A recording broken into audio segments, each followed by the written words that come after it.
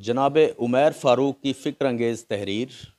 اہل پنجاب کو سوچنا ہوگا، حق اور سچ کا ساتھ اسے حق کو سچ سمجھ کر دینا ہوگا، نہ کہ سچائی جیت کی امید پر۔ جیسے پنجابیوں کی عادت بن چکی ہے کہ جیتنے والی پارٹی کے ساتھ مل جاتے ہیں، دل سے برائی کو برا سمجھتے ہوئے اچھائی کا ساتھ صرف تب دینا جب اچھائی یا سچ کی جیت کی امید ہو۔ یہ ایک کمزور ترین رویہ ہے جو ناکامی اور بالآخر غلامی کی طرف لے جاتا ہے۔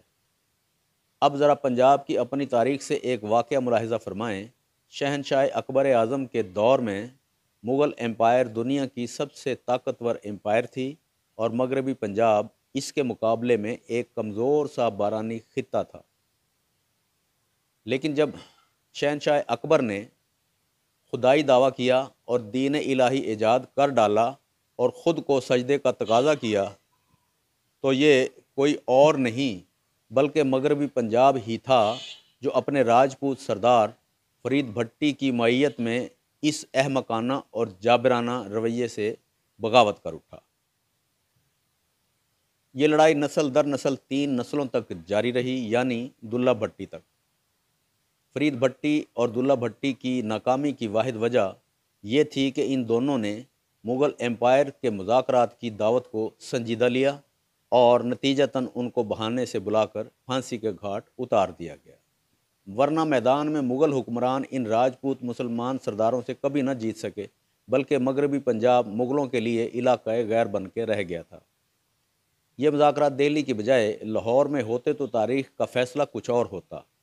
بہرحال شاید اس واقعے کا اثر اہل پنجاب پہ یہ ہوا کہ وہ حق اور سچ کا ساتھ اس کی جیت کی امید پہ دینے لگے۔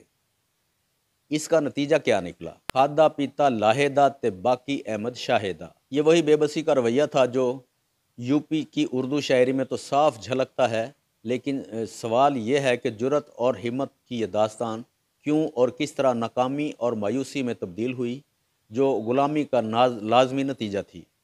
اس لیے کہ اہل پنجاب کی اکثریت نے اسے محض راجپوتوں اور مغلوں کی لڑائی کے تناظر میں دیکھا، اور حق و سچ کو الگ سے پہچان کر اس کے ساتھ کھڑے نہ ہوئے، بلکہ جیتنے والوں کا انتظار کیا کہ جب وہ جیت جائے گا تو اس سے معاملات سیدھے کر لیں گے۔ نتیجہ سب کی مکمل غلامی اور مایوسی کی صورت میں نکلا، اور احمد شاہ والی کہاوت بن گیا۔ یہ بات درست ہے کہ حق کا ساتھ محض اسے حق سمجھ کے دینا ابتدا میں بہت مشکل لگتا ہے، لیکن یہ صرف ایک بیریئر ہے۔ اسے عبور کرنے کے بعد آزادی مل جاتی ہے، اور جس کا کوئی نعم البدل نہیں ہوتا۔ حق کا ساتھ دینے میں دیر کرنے کا نقصان یہ ہوتا ہے کہ غلامی اپنے پنجے پیوست کرنا شروع کر دیتی ہے، اور پھر اس کا احساس ہونے پہ اس کے خلاف جد و جہد میں جتنی دیر ہو، یہ جد و جہد اتنی ہی مشکل ہو جاتی ہے۔ اس کی تازہ مثال آج کا پنجاب اور خیبر پختونخوا ہے۔ موجودہ فاشزم میں بھی رجیم کو یہ ہمت نہ ہوئی کہ خیبر پختونخوا میں عورتوں کا گریبان پکڑ کر ریپ کی دھمکی دے، لیکن پنجاب میں یہ ہو چکا ہے۔ وجہ صرف یہی تھی کہ پنجاب کب سے سچ پہ سمجھوتا کرتا آیا تھا، اور ظالم کو جرأت یہاں تک آن پہنچی، اور خیبر پختونخوا سچ پہ سمجھوتا نہیں کرتا تھا تو ظالم کو یہ جرأت ہی نہ ہوئی۔ عمران خان آج کے دور کا شیر شاہ سوری بننا چاہتا تھا، لیکن مقتدرہ اور تقدیر نے اسے دلہ بھٹی بنا دیا، تو وہ جرأت کے ساتھ یہ چیلنج قبول کرنے پہ تیار ہے۔